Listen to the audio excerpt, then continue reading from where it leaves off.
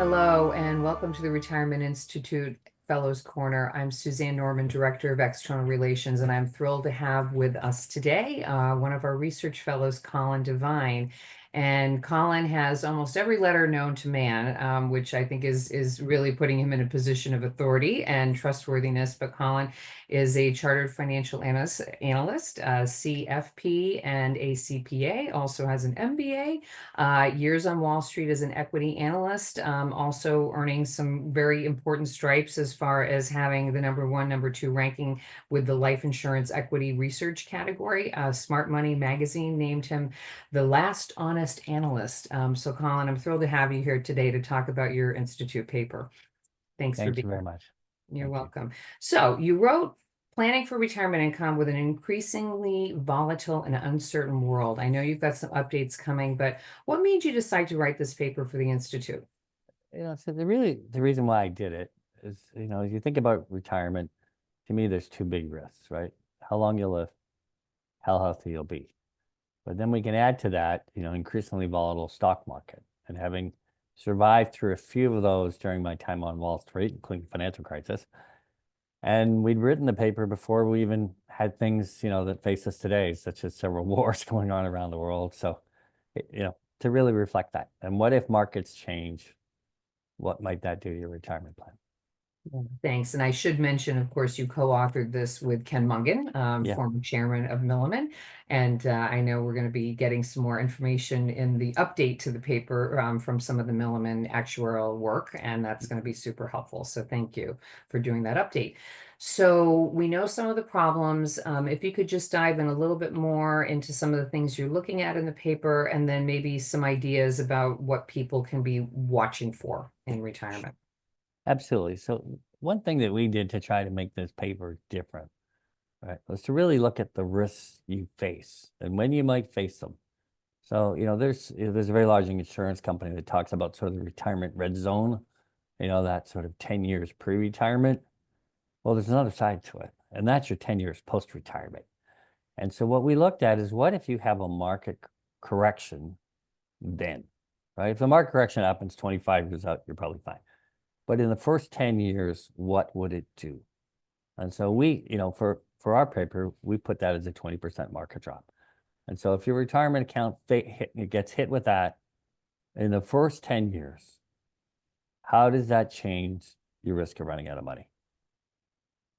So we examine that using a couple of different withdrawal strategies. I think we can just focus on the 4% since, that's one that a lot of planners use. And what we found is it can be quite surprising. And so when you start to marry that with average life expectancy, the risk of running out of money, even with a 4% withdrawal strategy, even with a 60-40, very conservative asset mix, right, can be much higher than people think.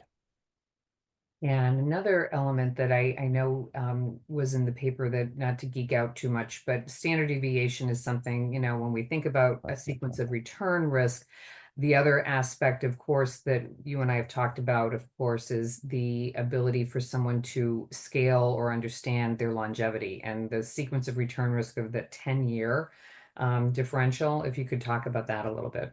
Sure. So what we're getting at, okay, and again, it's within this context, if you get hit with that market correction in the first 10 years.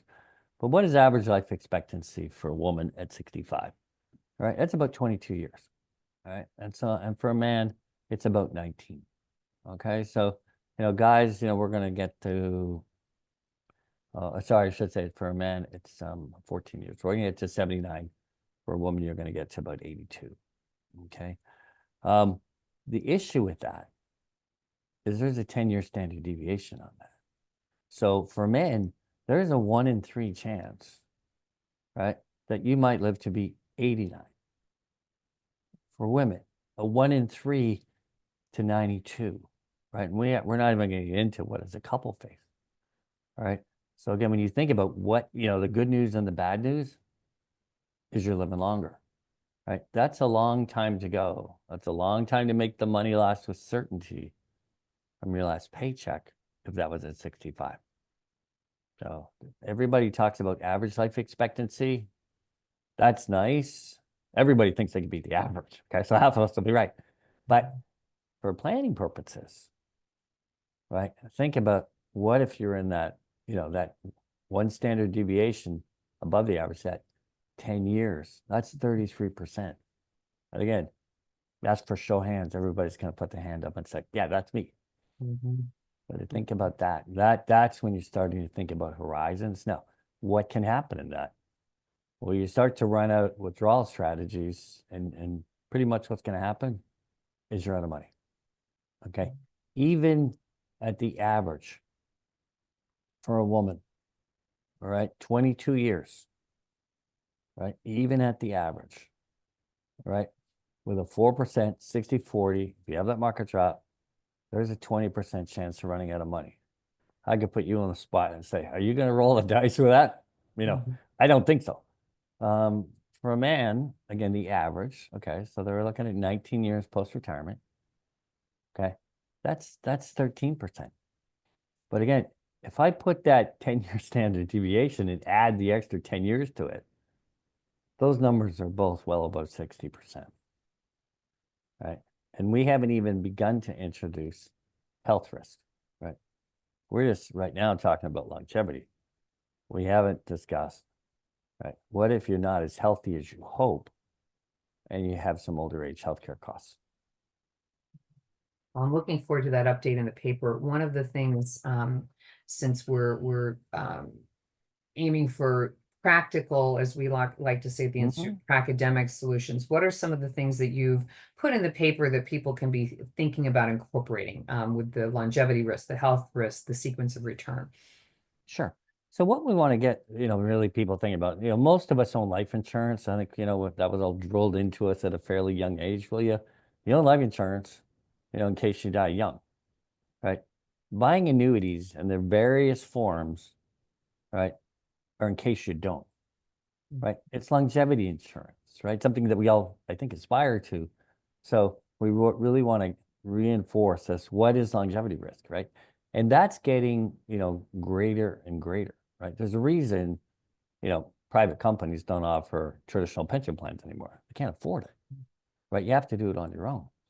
So I say, it's not only just thinking about if it's retirement 65, that you're really staring at a 30 to 35-year retirement. Where are those numbers gone in the last 20 years? Well, of course, they've gone up. What are they going to do in the next 20 years? They're going up, right? Drugs like Ozempic, right, that reduce, obesity risk, increases life expectancy on longevity, right? Now, a challenge with that, and what we're going to talk about the update paper, is let's really focus on the health risk, right?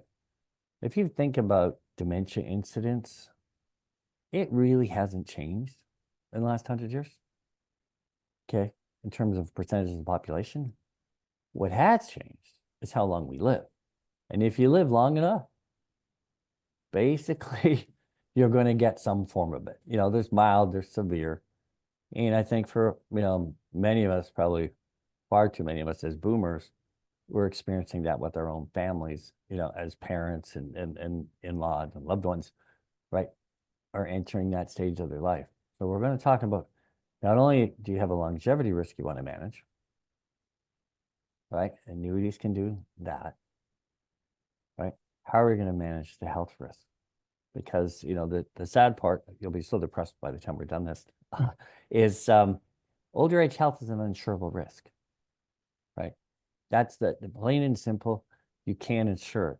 We can insure your longevity with an annuity, right? There's a reason it's so hard to get long-term care insurance anymore. When you can get it, the benefits aren't that great because of that, because all these,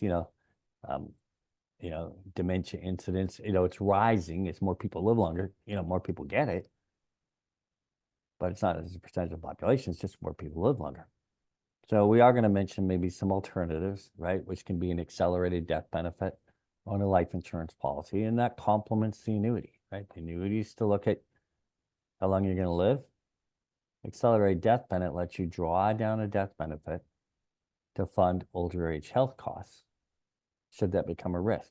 You don't, if you're fortunate, you never get any of this, good, you got a life insurance policy, it pays off tax-free, leave it for whoever you want. but to really look at how you're going to manage the combination of these risks, because to me, that's what Americans face, right? They're facing it with their parents, they're facing it with their in-laws, and they're sure as heck going to face it with themselves, over the next 10 to 15 years.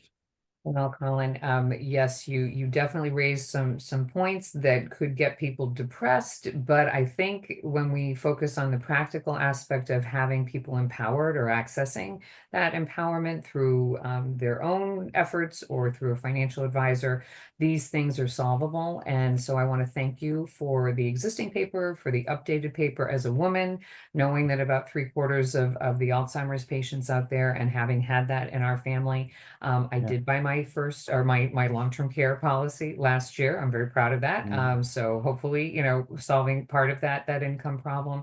So thank you for being here, Colin. And for those of you that would like to read Colin's paper with Ken Mungan, please visit our website, protectedincome.org, and look at the Institute tab, and we'll have the updated paper hopefully this month. And I look forward to seeing everyone on a future Fellows Corner. Thanks for being here, Colin.